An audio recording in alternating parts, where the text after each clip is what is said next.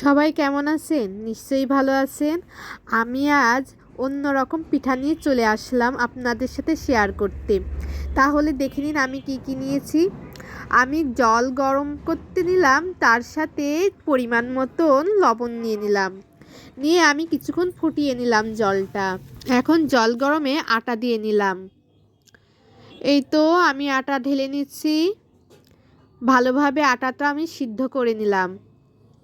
দেখুন তো কত সুন্দর হয়েছে। 5 মিনিটের জন্য ঢাকনাতে ঢেকে রাখলাম। এইদিকে আমি ডিমটা ফাটিয়ে নিলাম, একটা ডিম। আপনারা কিন্তু দোলার বাঙালিয়ান রান্নাঘরের পাশে অবশ্যই থাকবেন। এই তো এদিকে আমি ওই আটাটা ঢেলে নিলাম। সিদ্ধটা আমার ভালোই হয়েছে, আপনারাও কিন্তু ভালোভাবে সিদ্ধটা করে নেবেন।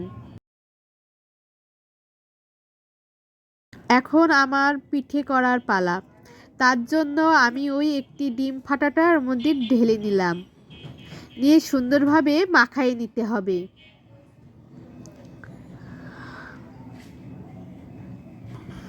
এরপর আমি একটা ডো তৈরি করে নিলাম।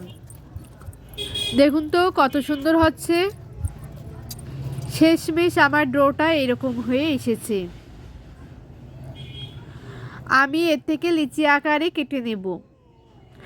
তার আগে আমি 5 মিনিটের জন্য ঢাকনা দিয়ে ঢেকে দিয়েছিলাম, আবার 5 মিনিট পর ফেরত আসলাম। এই তো আমি পরিমাণ মতন লিচিগুলো কেটে নিলাম। আমি লিচিটা সুন্দরভাবে গোল করে নিলাম। এই তো দেখ, সুন্দরভাবে গোল করে নিয়েছি। এখন এটা আমি রুটি আকারে করে নেব। আপনারা যেভাবে রুটি করেন সেভাবেই করে নেবেন। আমি তো ফুল বানাবো, তার জন্য কিন্তু আমি সুন্দরভাবে গোল আকৃতি করে নিয়েছি।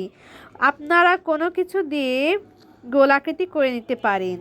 আমার কাছে একটা চাকু ছিল প্লাস্টিকের, আমি ওটা দিয়ে সুন্দরভাবে 3 কোনা করে কেটে নিলাম। নিয়ে এই তো আমি হাত দিয়ে ফুল বানিয়ে নিলাম। দেখুন তো কত সুন্দর হয়েছে।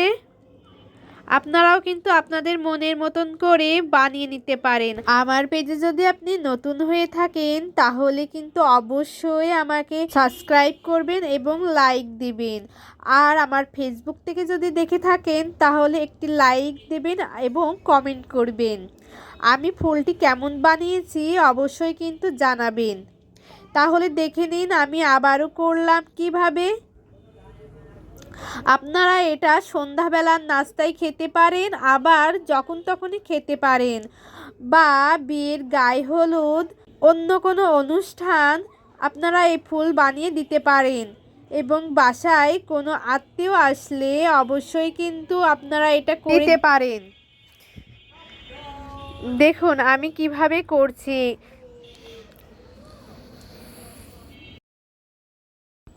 কে কোন জেলার থেকে দেখছেন অবশ্যই কিন্তু আমাকে কমেন্ট বক্সে জানাবেন। দেখেন তো আমি কত সুন্দর করে ফুল তৈরি করেছি।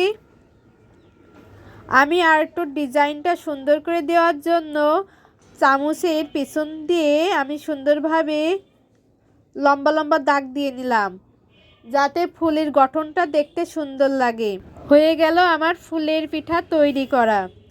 এখন এটা আমি সুন্দরভাবে ভেজে নেব।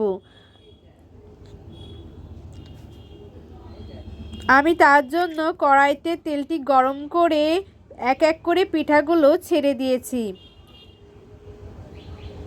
দেখছেন একদমই মনে হচ্ছে বাস্তব ফুল, কিন্তু এটা বাস্তব ফুল না। এই যে আমার ফুলটা কিন্তু সুন্দরভাবে ভেজে নিতে হবে। এপিট ওপিট করে নেবেন, বাদামি কালার হয়ে গেলে তুলে নেবেন। বেশি কিন্তু পুড়িয়ে ফেলবেন না, তাহলে কিন্তু খেতে ভালো লাগবে না। আমি আবারও আর একটা পিঠে ভাজছি, ভালো করে দেখেন। এই যে বাদামি কালার হয়ে গেছে, আমি এই পিঠ থেকে ও পিঠ করে তুলে নিলাম। পিঠাগুলো আমি চিনির শিরায় দেব, তার জন্য আমার চিনির শিরা বানাতে হবে। আমি চিনির শিরা বানানোর জন্য জলটি গরম করে নিলাম এবং 2টো এলাচ দিলাম, তেজপাতা দিলাম এবং পরিমাণ মতো চিনি দিয়ে নিলাম। এই যে চিনির শিরা আমার প্রায় হয়ে গেছে। এখন আমি পিঠাগুলো চিনির শিরায় দিয়ে দেব। এই যে চিনির শিরায় দেওয়ার পরে পিঠাগুলো আমার এমন হয়েছে। দেখুন তো কত সুন্দর হয়েছে, খেতেও কিন্তু অনেক সুন্দর হয়েছে, অসাধারণ হয়েছে। আপনারা কিন্তু এটা বাসায় বানিয়ে খেয়ে দেখতে পারেন। আজকের মতন এখানেই সমাপ্ত।